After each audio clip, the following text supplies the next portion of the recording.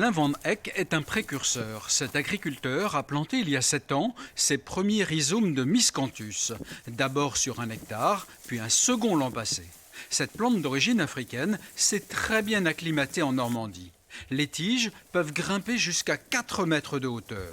C'est pour cela qu'on l'appelle aussi herbe à éléphant, puisqu'ils peuvent s'y cacher en Afrique. C'est une plante qui vient d'Afrique et que nous on utilise pour faire du paillage et du chauffage.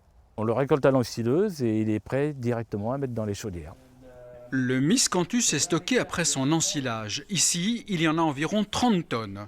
Le chauffage via le Miscanthus est encore peu fréquent, alors que son prix de revient est inférieur au fioul.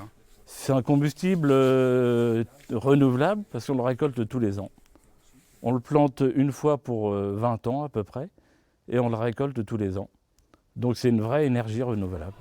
Une grande partie de la production d'Alain alimente la chaufferie multicombustible de sa commune. Cette chaudière a été installée récemment.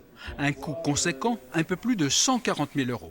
Elle produit de la chaleur, un peu comme un poêle à granulés. Aujourd'hui, on a simplement le chauffage et l'eau chaude sur la cantine scolaire et salle des fêtes, en partie.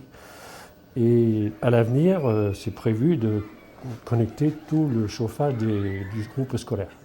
Alain va planter 4 hectares de plus de Miscanthus en avril. Cette plante a une durée de vie très longue, de 25 à 30 ans.